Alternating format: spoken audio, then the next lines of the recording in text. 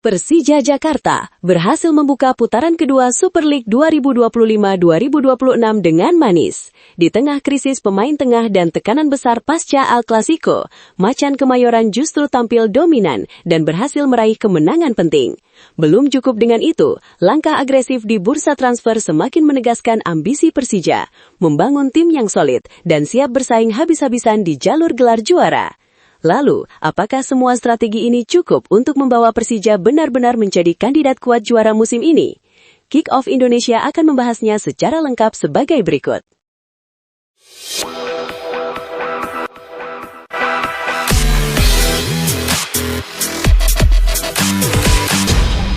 Persija Jakarta mengawali putaran kedua Super League 2025-2026 dengan langkah meyakinkan. Bermain di hadapan publik sendiri di Stadion Utama Gelora Bung Karno, Macan Kemayoran sukses menundukkan Madura United dengan skor 2-0 pada Jumat malam 23 Januari 2026. Dua gol kemenangan Persija seluruhnya lahir dari titik penalti. Gol pembuka tercipta menjelang turun minum lewat Gustavo Almeida. Striker asal Brasil itu dijatuhkan di kotak terlarang, lalu menuntaskan tugasnya sebagai eksekutor dengan tenang pada menit ke-44. Sepakan keras kaki kanannya tak mampu dibendung kiper Madura United. Keunggulan Persija kemudian dipastikan di masa injury time babak kedua. Maxwell Souza kembali memaksa wasit menunjuk titik putih setelah dilanggar kiper lawan. Meski sempat gagal pada percobaan pertama, penalti diulang lewat bantuan VAR, dan Maxwell sukses mengunci kemenangan dengan eksekusi keduanya. Di luar dua gol tersebut, Persija tampil dominan sepanjang pertandingan. Tim asuhan Mauricio Sousa menguasai bola hingga 63%, melepaskan 18 tembakan dengan 5 mengarah tepat ke gawang, serta membuat Madura United tak mampu mencatatkan satu pun shot on target. Menariknya, kemenangan ini diraih Persija dalam kondisi krisis pemain tengah. Absennya sejumlah gelandang memaksa Mauricio Sousa menurunkan Jordi Amat sebagai gelandang bertahan.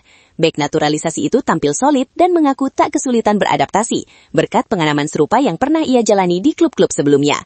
Mauricio Sousa pun mengapresiasi performa tim, khususnya di babak pertama yang dinilainya nyaris sempurna. Ia menilai variasi serangan Persija berjalan efektif, meski masih ada catatan soal pengambilan keputusan di sepertiga akhir lapangan. Tambahan 3 poin ini membawa Persija mengoleksi 38 poin dari 18 laga dan menempati posisi ketiga klasemen sementara, hanya terpaut tipis dari papan atas. Kemenangan atas Madura United sekaligus menjadi momentum kebangkitan Macan Kemayoran usai kekalahan di laga El Clasico, sekaligus penanda bahwa Persija siap bersaing lebih keras di putaran kedua Super League musim ini. Dua rekrutan anyar Persija Jakarta langsung mencuri perhatian saat melakoni debut pada laga pekan ke-18 Super League 2025/2026 kontra Madura United di Stadion Utama Gelora Bung Karno. Mereka adalah Fajar Fatur Rahman dan Alaidin Ajaray, yang sama-sama diturunkan sebagai pemain pengganti di babak kedua dan turut mengamankan kemenangan 2-0 Macan Kemayoran. Fajar Fatur Rahman masuk pada menit ke-83, menggantikan Rio Fahmi di posisi bek kanan. Meski baru menjalani laga pertamanya bersama Persija, pemain berusia 23 tahun itu tampil tanpa ragu. Ia mengungkapkan bahwa pelatih Mauricio Souza sejak awal menekankan pentingnya bermain percaya diri, terutama di laga debut yang syarat tekanan. Kepercayaan tersebut terbayar dengan kontribusi solid.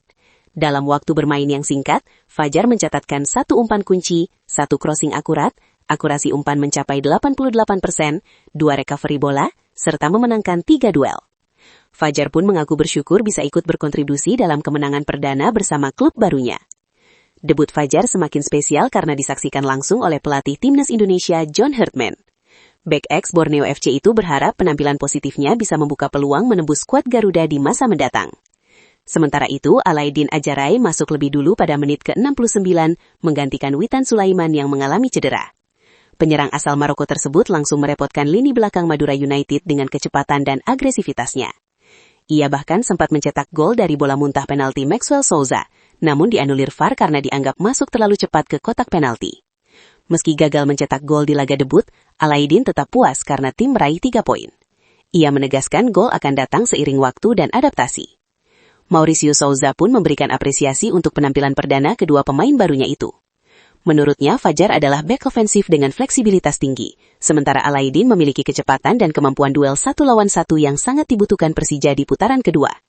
Kemenangan ini membuat Persija mengoleksi 38 poin dan bertahan di posisi ketiga klasemen, menjaga jarak tetap ketat dalam persaingan papan atas Super League 2025/2026. Debut menjanjikan Fajar dan Alaidin pun menjadi sinyal positif bagi kedalaman skuad Macan Kemayoran ke depannya.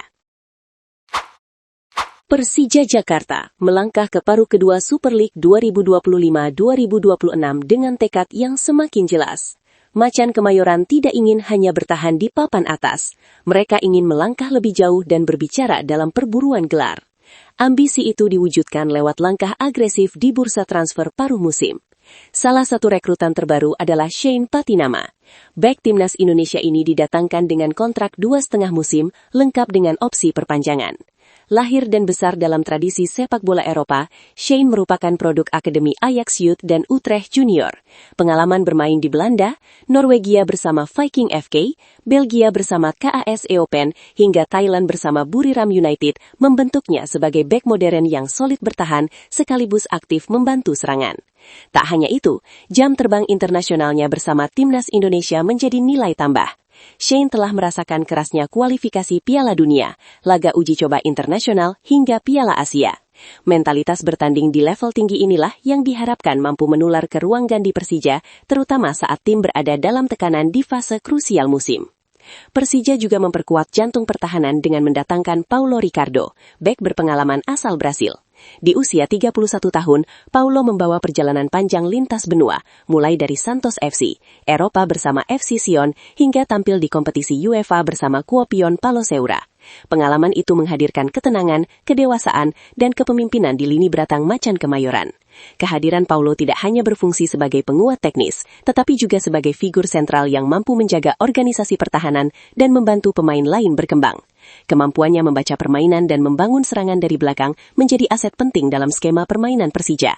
Direktur Persija, Muhammad Prapanca, menegaskan bahwa kedua pemain ini bukan sekedar tambahan skuad.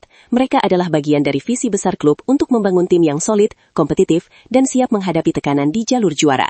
Dengan kombinasi pengalaman internasional, kualitas teknis, dan motivasi tinggi dari para pemain barunya, Persija Jakarta mengirimkan satu pesan tegas ke seluruh pesaing. Paruh kedua musim ini adalah momen pembuktian, dan Macan Kemayoran siap bertarung sampai akhir. Menurut lo, dengan awal yang manis di putaran kedua, debut menjanjikan pemain anyar, serta langkah agresif Persija di bursa transfer paruh musim, mampukah Macan Kemayoran bersaing habis-habisan dalam perburuan gelar juara? Tulis pendapat lo di kolom komentar. Jangan lupa like kalau lo suka video ini, dan subscribe biar lo nggak ketinggalan update terbaru dari Kick Off Indonesia.